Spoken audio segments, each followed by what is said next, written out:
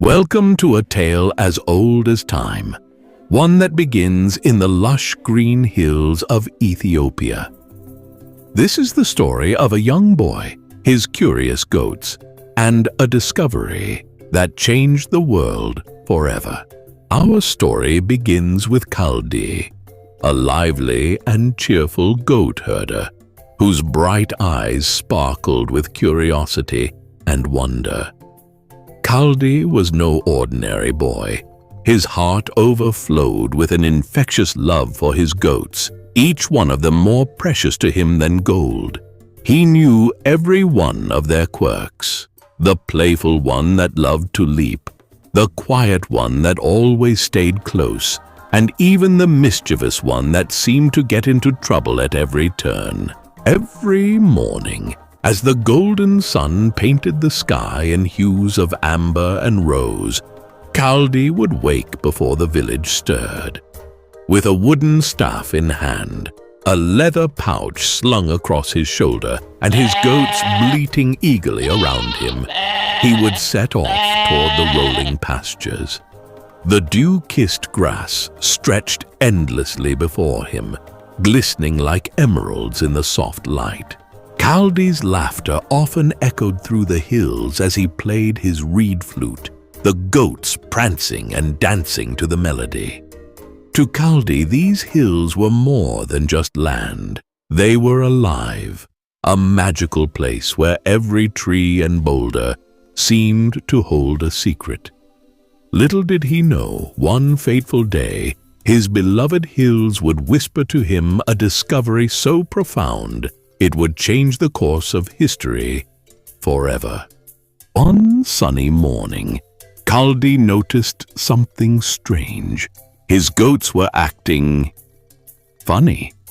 They were jumping, spinning, and running around as if they were dancing. Kaldi scratched his head and laughed. "What has gotten into you all?" he asked his goats. But of course they didn't answer. Kaldi decided to watch them closely to figure out what was going on. That's when he noticed something interesting. The goats were nibbling on bright red berries from a strange bush he had never seen before. The berries looked shiny and delicious, and the goats couldn't seem to get enough of them. Could these berries be the reason they're so excited? Kaldi wondered. He held one up to his nose, sniffing it cautiously. The aroma was earthy and slightly sweet, with a hint of something he couldn't quite place. "What if I try one?" Kaldi wondered aloud, his voice filled with both excitement and hesitation. But doubt crept into his mind. What if they made him sick? After all, he wasn't a goat. Kaldi sat back on his heels, debating with himself. Finally, his curiosity won. "I'll try just one," he decided. Slowly, he popped a single berry into his mouth and began to chew. At first, the taste was bitter and unfamiliar, making him scrunch his nose. But as he chewed, a subtle sweetness began to emerge, and then something extraordinary happened. Kaldi's eyes widened as a surge of energy coursed through him. It was as if the morning sun had poured directly into his veins. He felt awake, alert, and alive, in a way he'd never experienced before. "Wow!" he exclaimed, his voice echoing through the hills. "This is amazing!" Unable to contain his excitement, Kaldi leapt to his feet and started running.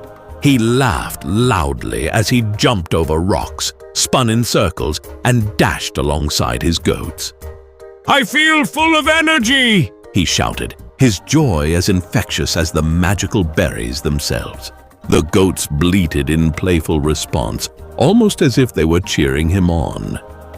Kaldi felt like he was one with the hills, the goats, and the land. He couldn't wait to share his discovery with others. Gathering a small bundle of berries in his leather pouch, Kaldi took off at a sprint, heading back to the village. The scene was almost comical. A young goat herder, bounding like a goat himself, clutching a pouch full of mysterious berries and shouting, "You have to try these! They're magical!" Little did he know, his discovery would not just amaze his village, but would ripple out to change the world forever. His voice rang out before the villagers even saw him. "I found something amazing! Come and see!" he shouted, his excitement bubbling over. His goats trailed behind him, still prancing playfully, as if sharing in his enthusiasm. The villagers, intrigued by Kaldi's uncharacteristic energy, began to gather. Some paused from grinding grains, others stepped out from their thatched huts, and children abandoned their games to join the growing crowd. Kaldi stood at the center, his chest rising and falling as he caught his breath. "These berries made my goats dance, and they gave me so much energy," he exclaimed, holding up a handful of the shiny red berries. The sunlight reflected off their glossy surface, making them seem even more magical. The villagers exchanged doubtful glances. An old man with a weathered face stepped forward, leaning heavily on his walking stick. "Kaldi, you must be imagining things," he said, shaking his head. His tone was gentle but dismissive. "How can berries make goats dance or give you energy? You're just a silly boy full of wild ideas." A murmur of agreement rippled through the crowd. A woman carrying a clay pot chuckled softly, and a young boy whispered to his friend, "Kaldi's always making up stories." Kaldi's face fell. He looked at the berries in his hand, his earlier joy dimming under the weight of their disbelief. For a moment he felt small, as if the hills and energy he had felt earlier were a distant dream. But Kaldi wasn't ready to give up. The fire of determination reignited in his eyes. "I'll show you," he declared, his voice steady and strong. He stood taller, gripping the leather pouch tightly. The villagers paused, their skepticism giving way to curiosity once more. Kaldi's confidence and conviction made them hesitate. They watched as he began to prepare to prove his discovery, the faintest spark of anticipation growing among them. Little did they know, Kaldi was about to show them something that would change their world, and in time, the entire world, forever. Kaldi decided to visit a wise monk who lived on the hill nearby. The monk was known for his knowledge and kindness. When Kaldi reached the monk's home, he explained everything: the dancing goats, the berries, and how energetic he felt after eating them. The monk listened carefully and looked at the berries. "These are very interesting," he said. "Let me try something." The monk took the berries and boiled them in water, making a warm brown drink. When he tasted it, his eyes lit up. "This drink is amazing. It makes me feel awake and focused. Kaldi, you may have discovered something very special."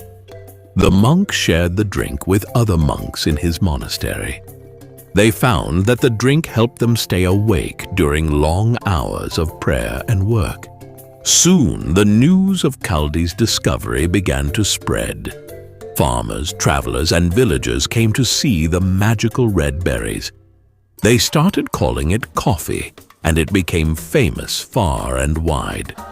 People in other lands heard about the drink and wanted to try it too. Before long, coffee became a favorite drink all around the world. And so, the story of Kaldi and his dancing goats became legendary. All because of a curious boy, some energetic goats, and a handful of red berries. The world discovered coffee, a drink that brings energy, warmth, and joy to people everywhere. So the next time you or someone you know drinks coffee, remember Kaldi and his dancing goats, who started it all.